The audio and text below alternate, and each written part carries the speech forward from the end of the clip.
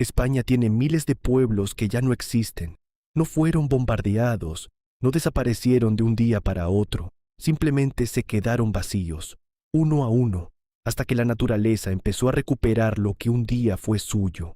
Y en el centro de cada uno de esos pueblos fantasma, casi siempre, sigue habiendo un cementerio que nadie visita ya. Hoy te enseño 10 cementerios abandonados de España que el bosque se tragó.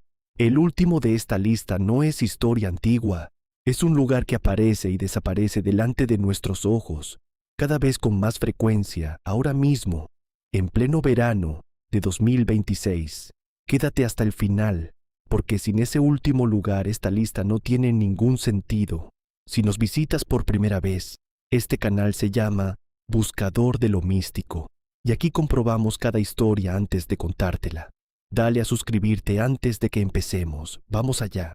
Número 10. El pueblo que sus propios habitantes abandonaron un día de 1959, cargando en mulas lo poco que podían llevarse, y que hoy sobrevive únicamente porque un grupo de universitarios decidió, décadas después, que merecía la pena salvarlo del bosque que ya lo estaba engullendo. Umbralejo, en plena sierra de Ayllón, en el corazón de la provincia de Guadalajara, fue durante siglos un pequeño núcleo serrano dedicado al pastoreo y a la agricultura de montaña, hasta que las durísimas condiciones de vida y la falta de oportunidades empujaron a sus últimos habitantes a marcharse definitivamente, dejando atrás sus casas de piedra, su iglesia y su cementerio, entregados por completo al avance imparable de los rebollares y pinares que rodean el pueblo por todas partes.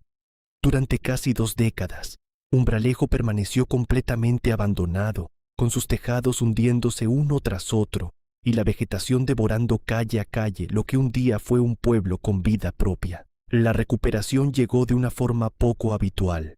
A partir de 1980, el Ministerio de Educación puso en marcha un programa educativo pionero, mediante el cual grupos de estudiantes de toda España acuden cada año a Umbralejo para participar en la restauración del pueblo con sus propias manos, aprendiendo técnicas tradicionales de construcción en piedra, mientras devuelven poco a poco la vida a un lugar que la naturaleza ya casi había reclamado por completo.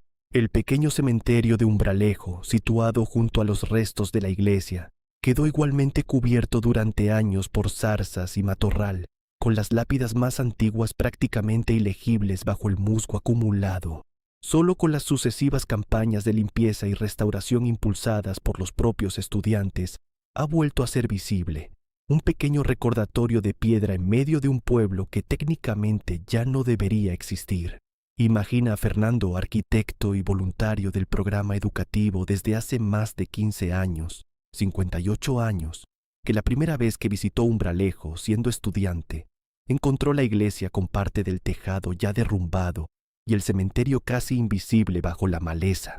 Cuenta que lo que más le sorprendió no fue el estado ruinoso del lugar, sino la cantidad de detalles domésticos que seguían intactos entre los escombros, una cocina de piedra todavía en su sitio, ganchos de hierro clavados en las paredes para colgar utensilios, como si sus antiguos habitantes hubieran salido solo un momento y nunca hubieran vuelto.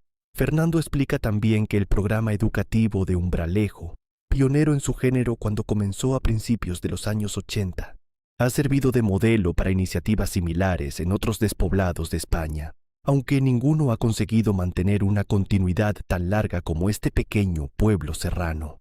Cada verano, nuevos grupos de estudiantes llegan sin apenas experiencia previa en construcción tradicional y se marchan unas semanas después, habiendo aprendido a levantar un muro de piedra seca, exactamente igual que lo hacían los antiguos habitantes del lugar, generación tras generación, durante siglos. Escríbeme en un comentario, en una sola palabra, ¿conocías la existencia de pueblos como Umbralejo, recuperados gracias a programas educativos? Umbralejo demuestra que a veces el bosque puede ser derrotado con paciencia y trabajo colectivo. El siguiente cementerio de esta lista no tuvo tanta suerte. Su fama no viene de haber sido salvado, sino de una leyenda que durante décadas convenció a media España de que aquel pueblo estaba maldito. Número 9. El pueblo que una revista de fenómenos paranormales convirtió en la aldea maldita más famosa de España, con avistamientos ovni incluidos. Una leyenda que, cuando alguien finalmente se molestó en comprobar los archivos, resultó no tener ni una sola base documental real. Ochate, en el condado de Treviño, un pequeño enclave de la provincia de Burgos rodeado por territorio del País Vasco, aparece documentado por primera vez en el año 1025, bajo el nombre de Gogate. Durante siglos fue una modesta parada en una ruta comercial que transportaba sal, cereales, vino y pescado entre el norte y el interior de la península, hasta que a comienzos del siglo XIX, la apertura de un nuevo camino real, que evitaba el trazado más complicado de Ochate, empezó a alejar a los comerciantes y, con ellos, la principal fuente de ingresos del pueblo. La despoblación fue lenta pero constante durante el resto del siglo XIX, hasta que el último habitante abandonó definitivamente Ochate en 1936, justo cuando estallaba la Guerra Civil. Hasta ahí, la historia real. El giro hacia la leyenda llegó décadas después, en los años 80 del siglo XX, cuando una revista española especializada en fenómenos paranormales publicó un artículo titulado Luces en la puerta secreta, ilustrado con la fotografía de un supuesto objeto volador no identificado sobre el despoblado. El artículo aseguraba que, en el siglo XIX, 3 epidemias sucesivas de viruela, tifus y cólera habían diezmado a la población de Ochate de forma inexplicable, mientras que, curiosamente, ningún pueblo vecino había registrado ni un solo caso de esas mismas enfermedades. Aquella publicación desató una auténtica fiebre entre ufólogos, investigadores de lo paranormal y curiosos, que durante años peregrinaron hasta las ruinas de Ochate buscando pruebas de fenómenos inexplicables.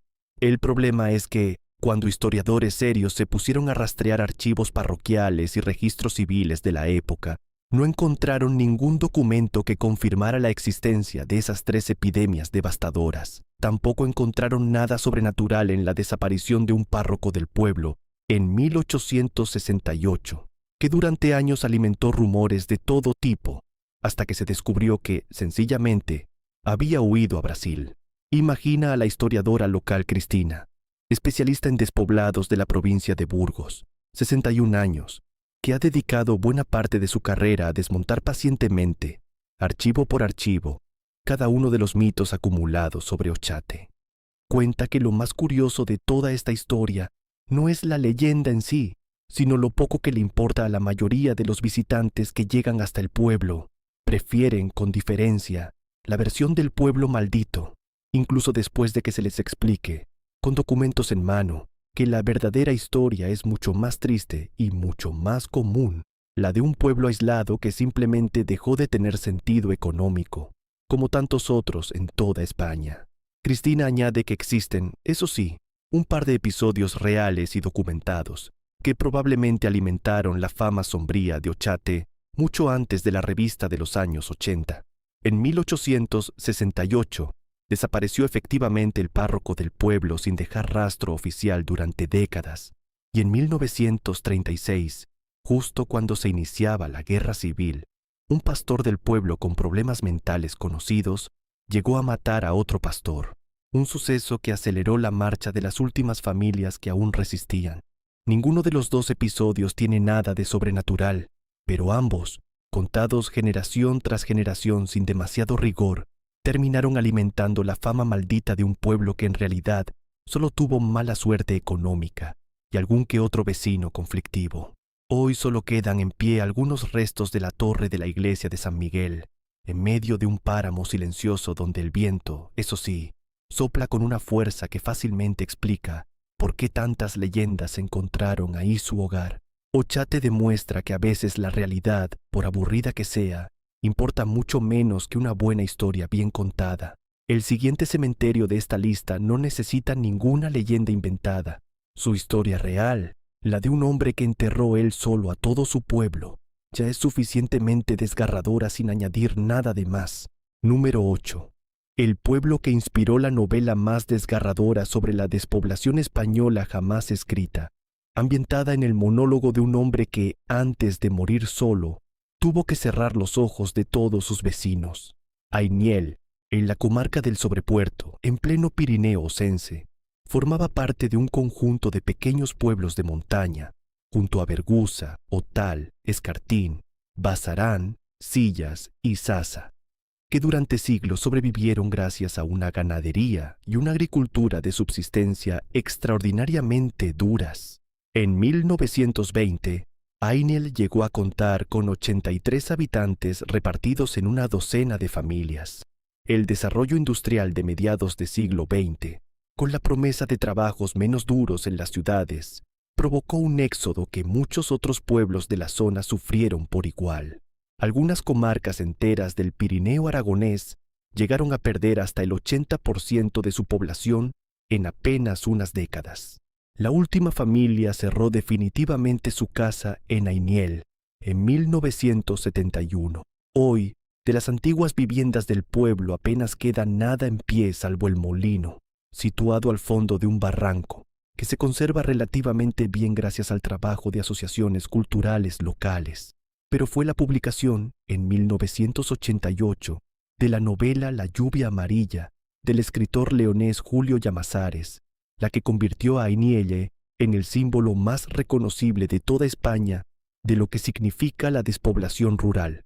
La novela relata, en forma de monólogo interior, los últimos años de vida de Andrés, el último habitante ficticio del pueblo, que ve morir uno a uno a sus vecinos y finalmente a su propia esposa, quedándose completamente solo con sus recuerdos y con un pueblo que se derrumba literalmente a su alrededor.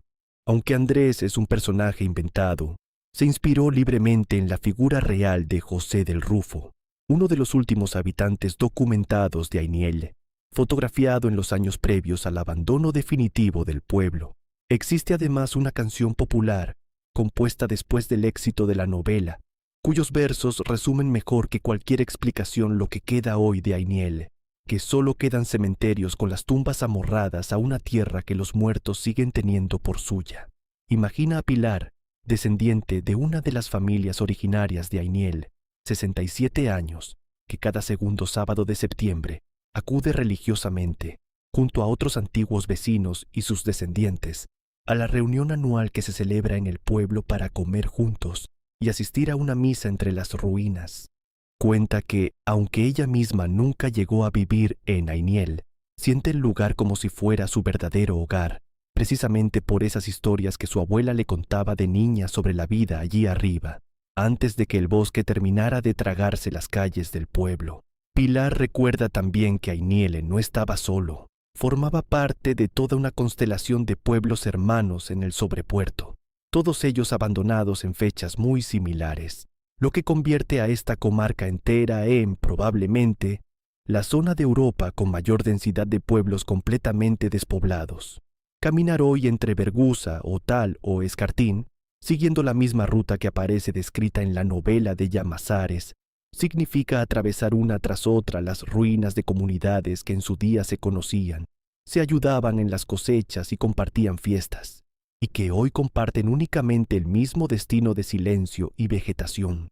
El pequeño cementerio de Ainielle, cubierto hoy de vegetación y apenas visible entre las ruinas, sigue siendo el destino final de las cenizas de algunos descendientes que piden expresamente ser enterrados allí, cerrando un círculo que la novela de Llamazares dejó grabado para siempre en la memoria colectiva española. Ainielle demuestra el poder que tiene la ficción para inmortalizar un drama real. El siguiente cementerio de esta lista no necesitó ninguna novela para hacerse famoso. Le bastó con convertirse en el escenario de una de las batallas más sangrientas de toda la Guerra Civil Española. Número 7. El pueblo entero que un dictador decidió dejar en ruinas a propósito, convertido durante décadas en el escenario de rodaje favorito de Hollywood para simular guerras de todo tipo, mientras que, bajo sus escombros, los arqueólogos siguen desenterrando hoy en día los cuerpos de sus verdaderas víctimas. Belchite, a menos de 40 kilómetros de Zaragoza, contaba en 1935 con unos 3.800 habitantes, dedicados principalmente a la agricultura.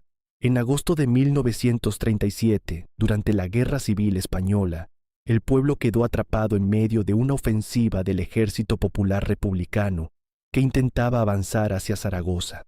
Durante 14 días de combates casa por casa, Con ambos bandos luchando por cada calle y cada edificio, Belchite quedó reducido prácticamente a escombros. Se calcula que murieron alrededor de 5.000 personas durante la batalla, entre militares y civiles. Terminada la guerra, muchas familias supervivientes siguieron viviendo entre las ruinas de sus propias casas durante años, sin recursos para reconstruir nada. El gobierno de Francisco Franco decidió entonces no reconstruir el pueblo, sino levantar uno completamente nuevo justo al lado, empleando para ello mano de obra de presos republicanos, mientras dejaba deliberadamente en pie las ruinas del pueblo viejo como monumento propagandístico permanente, presentado oficialmente como testimonio de lo que el régimen llamaba la barbarie republicana. Estamos ya en la mitad de esta lista, así que te recuerdo lo que prometí al principio. El último cementerio de esta lista no es historia antigua, es un lugar que aparece y desaparece delante de nuestros ojos, cada vez con más frecuencia, ahora mismo, en pleno verano de 2026. El pequeño cementerio de Belchite Viejo, construido después de la guerra por orden del propio régimen, se convirtió con el tiempo en objeto de estudio arqueológico.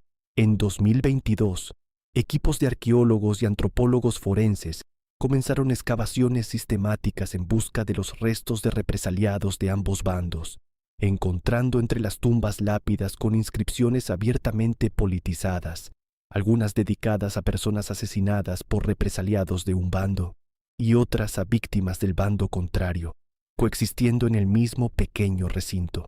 Imagina al arqueólogo Ignacio, 70 años, que dirige personalmente los trabajos de exhumación en el cementerio de Belchite desde hace varios años. Cuenta que, en las fosas que ha ido abriendo, ha encontrado hombres, mujeres e incluso un niño que no llegó a separarse del cuerpo de su madre en el momento de la muerte. Un recordatorio, dice, de que detrás de cada estadística de la guerra civil hay personas concretas, con nombre y apellido, que la mayoría de los visitantes de Belchite, centrados en fotografiar las ruinas más espectaculares del pueblo, ni siquiera llegan a conocer. Hoy, el acceso a las ruinas de Belchite Viejo está vallado y solo puede visitarse mediante recorridos guiados, tanto para proteger el lugar de la degradación como para garantizar una explicación histórica rigurosa a los miles de turistas que cada año lo visitan, atraídos también por su uso frecuente como escenario cinematográfico. Belchite muestra cómo un lugar puede convertirse a la vez en símbolo político, atracción turística y yacimiento arqueológico activo. El siguiente cementerio de esta lista pertenece a un pueblo que no fue destruido por ninguna guerra, sino por una promesa del Estado que, después de arruinar por completo la vida de sus habitantes, nunca llegó a cumplirse. Número 6. El pueblo entero al que expulsaron por la fuerza para construir un pantano gigante que, 40 años después, resultó que jamás iba a construirse, y cuyos habitantes vieron cómo dinamitaban sus propias casas para asegurarse de que nunca pudieran volver. Llánovas, en el Valle de Lara, en pleno Sobrarbe Ocense, era en los años 50 un pueblo con unos 300 habitantes que vivían de la ganadería y la agricultura. En esa misma década, una empresa hidroeléctrica anunció la construcción de un pantano descomunal que inundaría todo el valle, incluido el propio pueblo. Comenzaron entonces las expropiaciones forzosas, un proceso que se prolongó durante décadas y que incluyó prácticas que el propio gobierno civil de Huesca terminó prohibiendo por sus métodos coercitivos. Entre ellas, según denuncian los propios afectados, el cierre forzoso de la escuela del pueblo, como forma de presionar a las familias con hijos pequeños para que se marcharan cuanto antes. La empresa continuó arando los campos que ya había expropiado, talando árboles frutales, destruyendo acequias de riego y, finalmente, cortando la luz y el agua corriente a las viviendas que aún quedaban habitadas. La mayoría de los vecinos, ante condiciones de vida cada vez más insostenibles, terminaron marchándose a Zaragoza, Barcelona o Barbastro, pero un pequeño grupo de familias, encabezadas por los Garcés, se resistió a abandonar el pueblo durante décadas, aferradas al lema que hoy sigue resonando entre las ruinas: Llánovas no rebla, Jánovas no cede. La última familia no se marchó definitivamente hasta 1984. Para entonces, buena parte de las casas de Jánovas ya habían sido dinamitadas o demolidas por la propia empresa. precisamente para impedir que sus antiguos propietarios pudieran regresar en algún momento. Y sin embargo, el pantano por el que se había desahuciado a todo un pueblo jamás llegó a construirse. En el año 2001, un nuevo estudio de viabilidad concluyó que el proyecto resultaba económicamente inasumible y ambientalmente inviable, y en 2005 se desestimó de manera definitiva. 40 años de sufrimiento, expropiaciones y destrucción para absolutamente nada. Imagina a Oscar, presidente de la fundación creada por los descendientes de los antiguos habitantes de Jánovas para reconstruir el pueblo actualmente en sus 50 años, que resume la injusticia de todo el proceso con una frase que repite en cada entrevista. Los expedientes estipulaban que las casas debían mantenerse en pie hasta que se construyera el pantano, pero eso nunca se respetó. Desde 2008, cuando la Confederación Hidrográfica del Ebro empezó a tramitar la reversión de terrenos a más de un centenar de afectados, las familias descendientes de Jánovas han ido recuperando poco a poco lo que queda de sus antiguas propiedades, reconstruyendo casa por casa un pueblo que nunca debió desaparecer. El cementerio de Jánovas, situado junto a los restos de la iglesia, sobrevivió al abandono mejor que la mayoría de las viviendas del pueblo, aunque durante décadas quedó igualmente invadido por la vegetación que crece con fuerza en todo el valle de Lara. Hoy, gracias al trabajo de reconstrucción, vuelve a ser un lugar accesible y cuidado, un pequeño triunfo simbólico frente a la injusticia sufrida. Jánovas demuestra que, a veces, la destrucción no viene de ninguna guerra ni de ninguna catástrofe natural, sino de una simple decisión administrativa que nunca llegó a materializarse. El siguiente cementerio de esta lista pertenece a un pueblo amurallado que corrió una suerte parecida, pero con un giro final que muy pocos esperaban. Número 5. La villa amurallada entera que expropiaron para que quedara bajo el agua de un pantano, y que, por una ironía que nadie esperaba, terminó convertida en una península con las calles intactas, mientras que su cementerio sí quedó para siempre en el fondo del embalse. Granadilla, en el norte de la provincia de Cáceres, es una villa amurallada de origen musulmán, fundada en el siglo IX como fortaleza durante la repoblación cristiana de la zona, con un castillo, una iglesia y una plaza mayor que se conservan hoy prácticamente intactos. En 1955, el Estado español decretó la expropiación forzosa de todo el término municipal de Granadilla para construir el embalse de Gabriel y Galán, diseñado precisamente para inundar las tierras más fértiles de la comarca, de las que dependía la vida de sus habitantes. El proceso de expropiación estuvo marcado por la polémica desde el principio. Los pagos se demoraron durante años y las tasaciones se hicieron sistemáticamente a la baja, hasta el punto de que muchos vecinos tuvieron que empezar a pagar una renta por seguir cultivando tierras que, hasta entonces, habían sido suyas. Poco a poco, entre finales de los años 50 y mediados de los 60, todos los habitantes de Granadilla se vieron obligados a marcharse, muchos de ellos a un pueblo de colonización construido a decenas de kilómetros de distancia, con infraestructuras precarias y una adaptación durísima para quienes lo abandonaron todo. Lo curioso, y lo que distingue a Granadilla de tantos otros pueblos anegados por embalses en toda España, es que el agua nunca llegó a cubrir el recinto amurallado en sí. El diseño final del embalse dejó a Granadilla convertida en una península rodeada de agua por casi todos sus flancos, con sus calles empedradas, su castillo y su iglesia renacentista conservados casi intactos, mientras que a su alrededor el paisaje entero cambiaba para siempre. El cementerio del pueblo, situado fuera del recinto amurallado, sí quedó completamente sepultado bajo las aguas del embalse, junto con la carretera de acceso original y el antiguo puente sobre el río Alagón. Imagina a Caridad, extremeña de nacimiento, 64 años, cuya familia fue una de las expropiadas en los años 50 y que hoy participa activamente en las asociaciones de antiguos vecinos y descendientes que trabajan por mantener viva la memoria de Granadilla. Son cientos.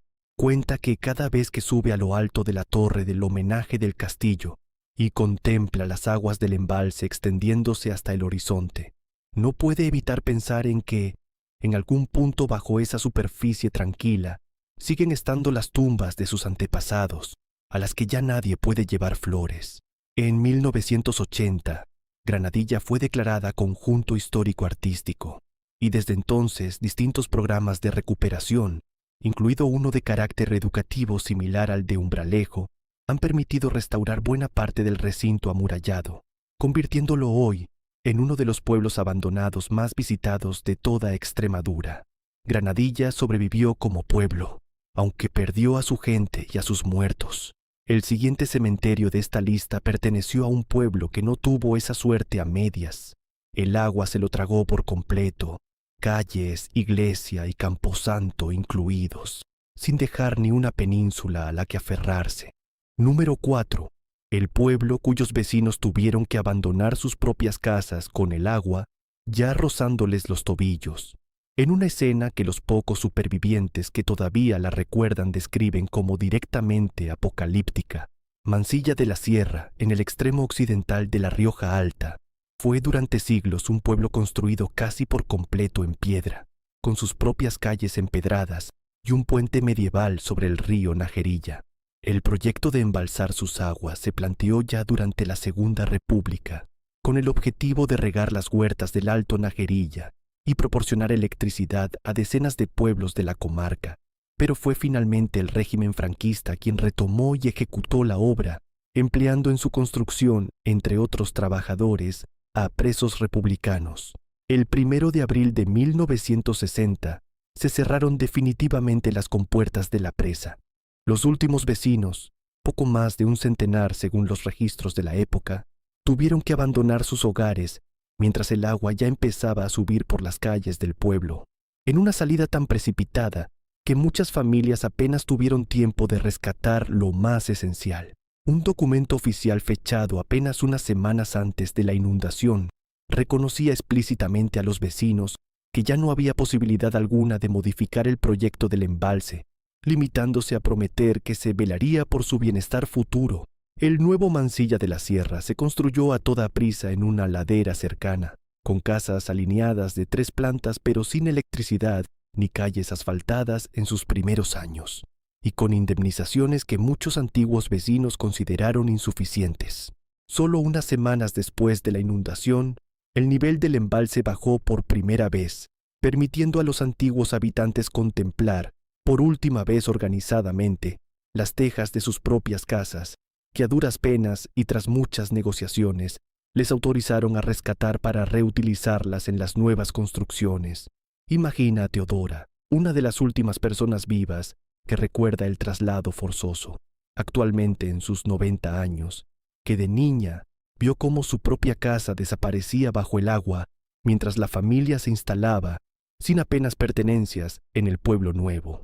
Cuenta que durante años, cada vez que el nivel del embalse bajaba lo suficiente para dejar entrever el campanario de la antigua iglesia, ella y otros vecinos supervivientes acudían en silencio al mirador cercano, sin necesidad de decirse nada entre ellos, simplemente para mirar.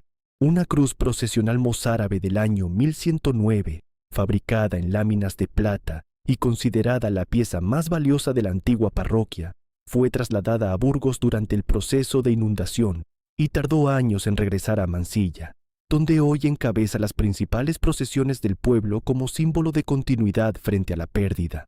Cada año, entre septiembre y octubre, cuando el nivel del embalse desciende de forma notable, los muros, calles y cimientos del antiguo pueblo vuelven a asomar entre el agua, como fantasmas de piedra que atraen cada vez a más fotógrafos y curiosos. Mansilla de la Sierra demuestra que la resiliencia de una comunidad a veces se mide en objetos rescatados y en tejados reutilizados.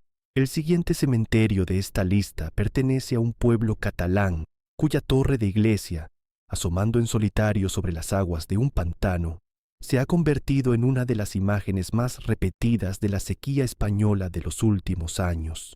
Número 3.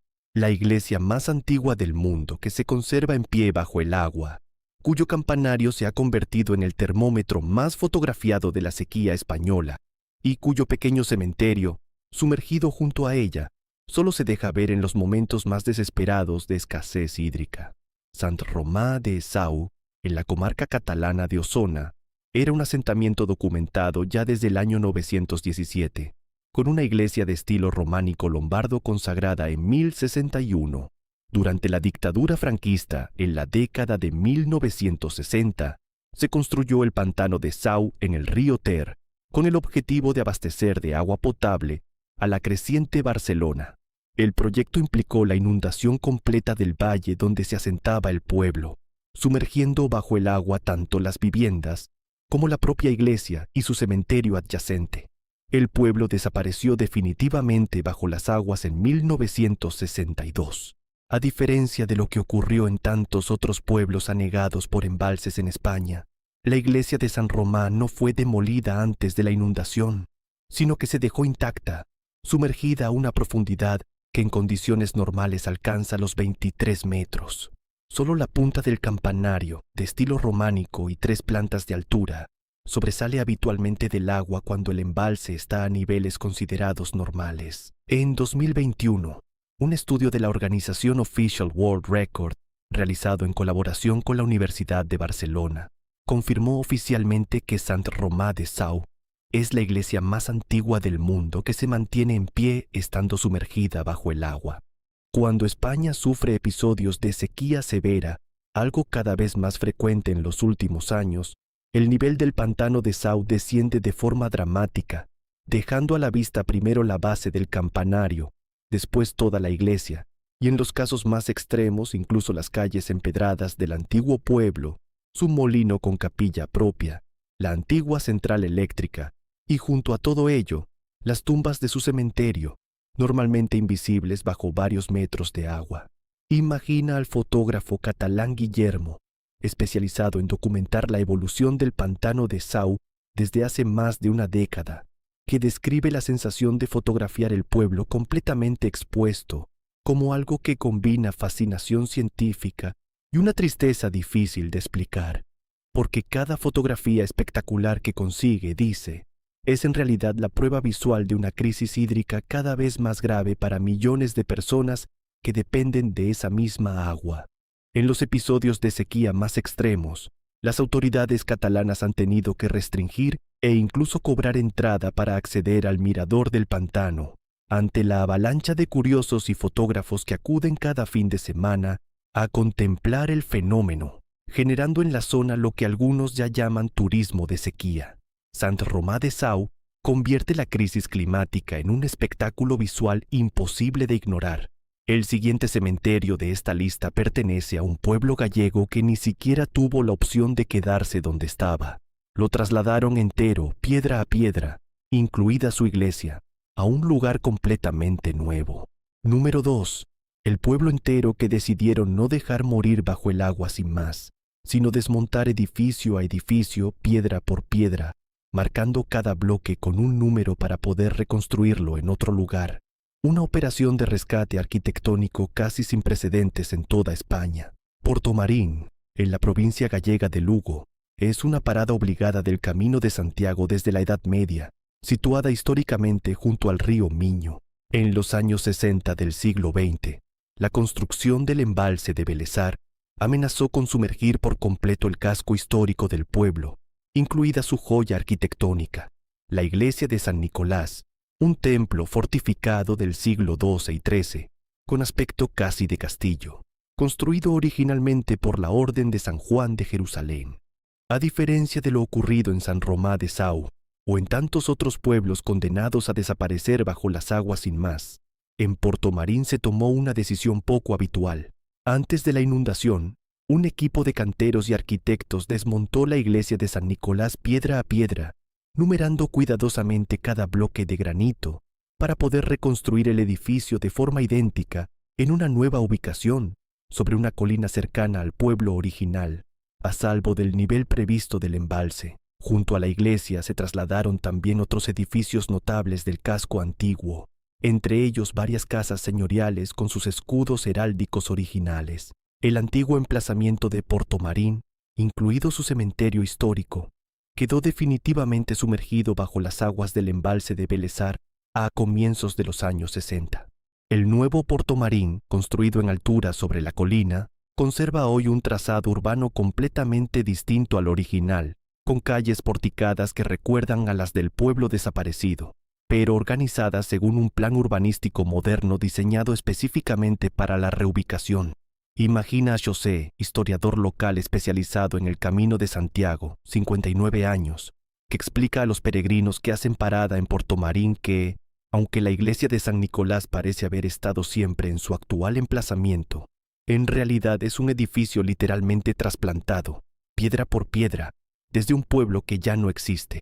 Cuenta que muchos peregrinos, al enterarse de esta historia, vuelven a mirar el templo con otros ojos, buscando en la piedra las marcas y numeraciones que todavía hoy, si se sabe dónde buscar, permiten reconstruir el rompecabezas original de su traslado.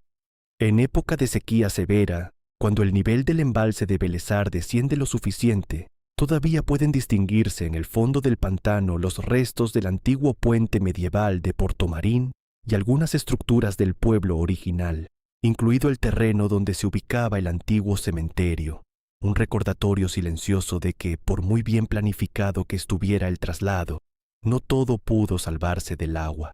Portomarín demuestra que a veces se puede rescatar la piedra, aunque no siempre se pueda rescatar el lugar exacto donde esa piedra llevaba siglos descansando. La operación de traslado, considerada hoy un caso de estudio en escuelas de arquitectura y restauración de toda España, demostró que ni siquiera la inundación más planificada puede evitar que algo se pierda para siempre. En este caso, el terreno original, con su cementerio, quedando bajo el agua mientras los edificios más valiosos encontraban una segunda vida en otro lugar. Y esto nos lleva directamente al último cementerio de esta lista, uno que ni siquiera se quedó quieto bajo el agua, sino que ha aprendido, año tras año, a aparecer y desaparecer ante nuestros propios ojos. Número 1.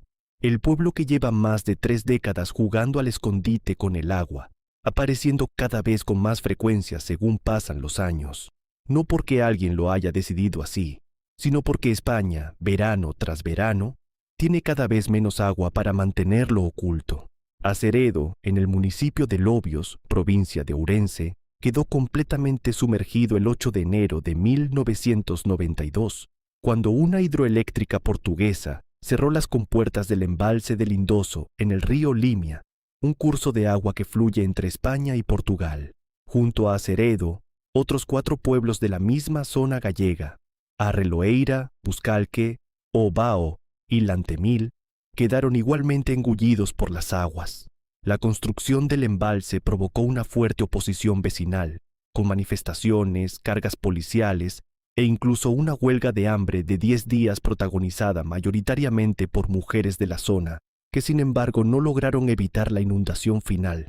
Durante casi 30 años, Aceredo permaneció completamente invisible bajo el agua, convertido en un recuerdo cada vez más lejano para quienes habían tenido que abandonarlo, muchos de los cuales se instalaron en pueblos cercanos a lo largo de la carretera nacional que todavía hoy pasa junto al embalse. Pero en noviembre de 2021, una sequía especialmente severa hizo descender el nivel del embalse del Lindoso hasta apenas el 20% de su capacidad, dejando al descubierto, por primera vez de forma casi completa, las calles empedradas, las casas derruidas y hasta los restos del antiguo cementerio de Aceredo, generando imágenes que dieron la vuelta al mundo bajo el sobrenombre de la Atlántida española.